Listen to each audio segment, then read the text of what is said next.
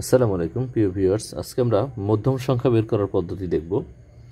এই মধ্যম সংখ্যা বের করা বিভিন্ন রকম চাকরির পরীক্ষা আসে। আমরা প্রথমেই 1 নম্বর অঙ্কটা দেখছি। প্রথম ও দ্বিতীয় সংখ্যার গুণফল 30, আবার দ্বিতীয় তৃতীয় সংখ্যার গুণফল 42 হলে মধ্যম সংখ্যা কত? মধ্যম সংখ্যা আমরা 30 এবং 42-এর গসাগু 30 এবং 42-এর গসাগু বের করলেই মধ্যম সংখ্যা পেয়ে যাব। তো আমরা ইউক্লিড পদ্ধতিতে 30 এবং 42-এর মধ্যম সংখ্যা বের করি, মানে গসাগু বের করি। তো 1 বিয়োগ করলে থাকে 12, 12 দিয়ে আমরা 30কে আবার ভাগ করব। তো 12 দুগুণে 24, বিয়োগ করলে 6 থাকছে, 6 দিয়ে 12কে আবার আমরা ভাগ করব।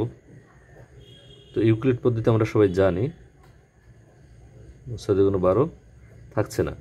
তো এখানে আমরা গসাগু পেলাম 6, গসাগু হচ্ছে 6, গসাগুই হচ্ছে আমাদের মধ্যম সংখ্যা। মধ্যম সংখ্যাটি কত? উত্তর হবে 6। তো আমাদের 6 কতে আছে? অপশন ক। সমাধান করব প্রশ্ন 2, যেটা 2023 সালের একটি বেসামরিক বিমান চলাচল কর্তৃপক্ষ সহকারী প্রকৌশলী পরীক্ষা এসেছে।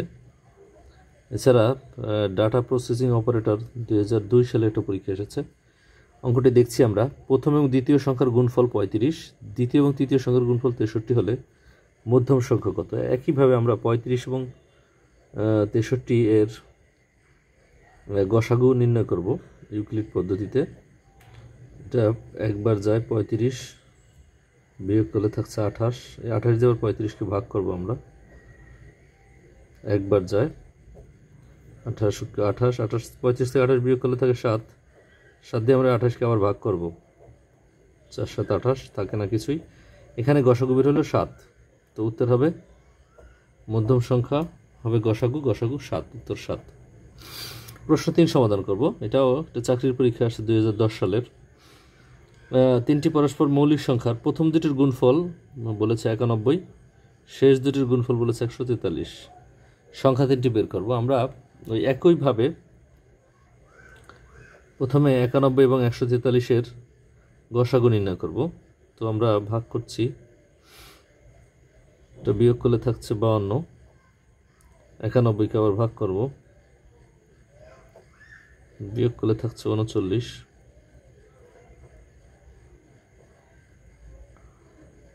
বিয়োগ করলে থাকছে 13, 13 দিয়ে 39কে ভাগ করব আমরা, 3 13 39, থাকছে না। তার মানে মধ্যম সংখ্যা হচ্ছে গসাগু, যেটা গসাগু পেলাম, বা মধ্যম সংখ্যা হচ্ছে 13 পেলাম।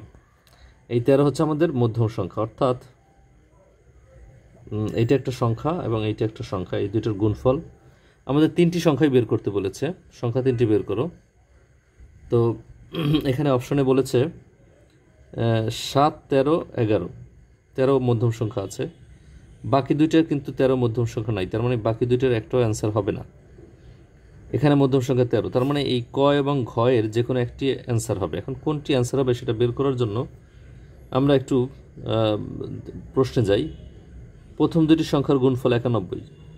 আচ্ছা, আমাদের মধ্যম সংখ্যা এবং প্রথম সংখ্যা এক্স ধরলাম, এই দুটোর গুণফল হচ্ছে 91। তাহলে একটি সংখ্যা যেটা জানি না সেটার সাথে 13 গুণ করলে 91 হবে। তাহলে এই সংখ্যাটা বের করব, 91কে 13 দিয়ে ভাগ করব, 13 দিয়ে ভাগ করলে 7 হয়। 7 13 91, তার মানে 7 এবং 13-র গুণফল হচ্ছে 91। তা আমরা বুঝলাম যে প্রথম দুটি সংখ্যা হচ্ছে 7 এবং 13। তাহলে প্রথম সংখ্যাটি 7, পরের সংখ্যাটি 13। তো অপশনে প্রথম সংখ্যাটি 7 তো ঘতে নেই, আছে কতে, তাহলে উত্তর হবে ক। অর্থাৎ প্রথম সংখ্যা 7 এবং পরের সংখ্যা 13, এই দুটোর গুণফল হলো 91। আবার দ্বিতীয় শেষ দুটি সংখ্যার গুণফল, শেষ দুটি সংখ্যা থাকছে 11 এবং 13, এই 11 এবং 13 গুণ করলে 143 হয়। তার মানে আমার মিলে যাচ্ছে। 13-র সাথে 7 গুণ করলে 91 হয়, আবার 13-র সাথে 11 গুণ করলে 143 হয়। তো আমরা সংখ্যা 3টি পেয়ে গেলাম, 7 13 এবং 11। ভিউয়ার্স, ভিডিওটি ভালো লাগলে লাইক করবে এবং শেয়ার করব। ধন্যবাদ সবাইকে।